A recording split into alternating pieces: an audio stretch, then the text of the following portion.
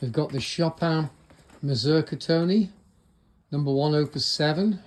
And I want you to play it 10 times.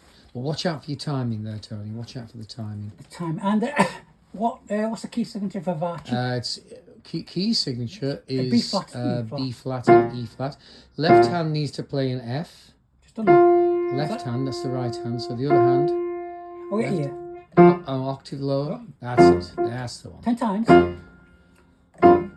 that right? Yeah. Then we go to G, F, C and D. Oh, C. A flat. No.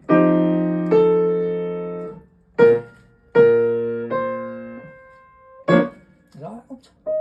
Is that right? Oh, C. Where are we? D. Oh, D. That was D. Is that right? D. Good.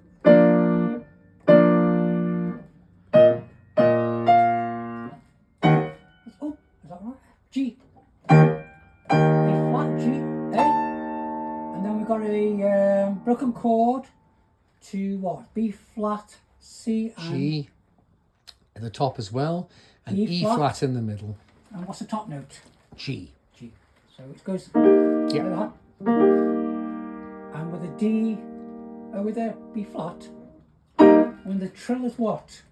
Trill Okay. is B flat and C. So the note above. Is that right? Yeah, How many? that's it. That's enough for me. Any more would be greedy. After the trill, after the B flat, comes in A, G. You I play- forgot. Yeah. And then what's this? A Chakatora? Yes, yes. Good. Oh yeah, I get that. Very jaunty. Very jaunty, and I'll never get anywhere with music like this. Frederyck CHOPIN. Is that A right? B flat in the middle of your left hand. That's- B flat in your left hand. You're playing Ah, A yes, flat. yes, of course, Yep. yes. That's the one. Is that right? So if we just is that right? That's shit, kind of. Is that Yeah. Chakatora? Yeah. That's all E flat and G. Oh yeah, I get it now, Stephen. Oh dear. He says, where are we? Note, where's my note, Stephen? Where am I? And then you want an A. Oh, yes. No, you got the G, Yeah, G, A. G, A, where's the note here? Ah, yes, I got it. Yes. That's it. Awesome.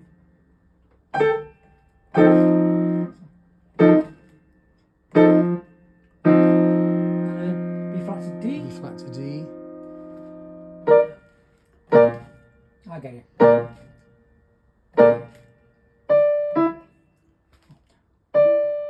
And then F B.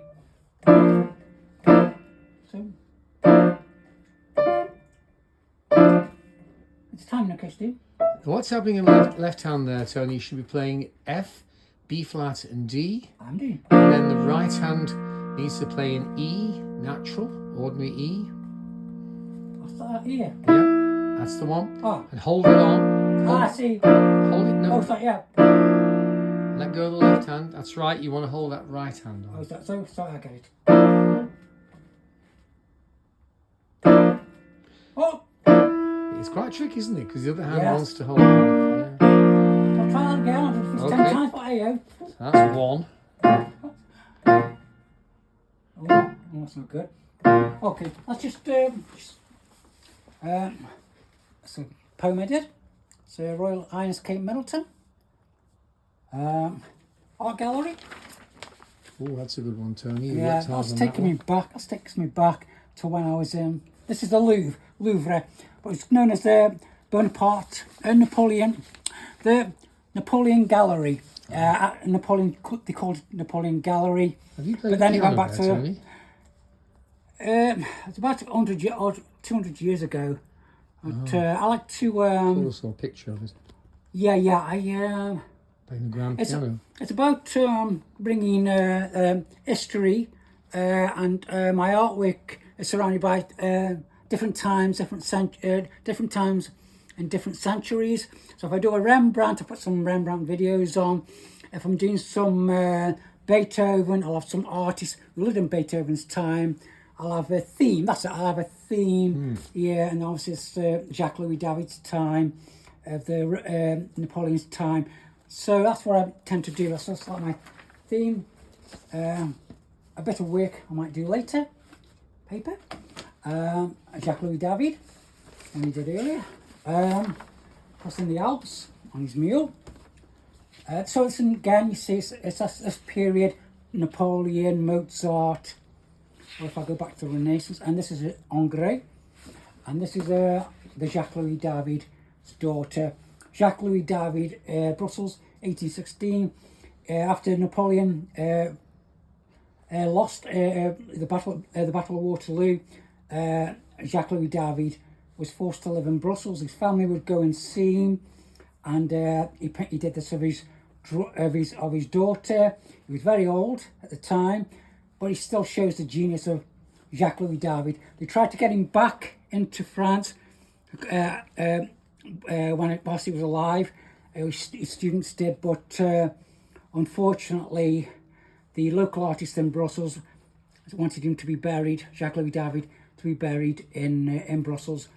And after he died, because of his connection with Napoleon, after he died, they had a huge exhibition of Jacques Louis David's artwork in the Louvre, and the statue was erected in Brussels.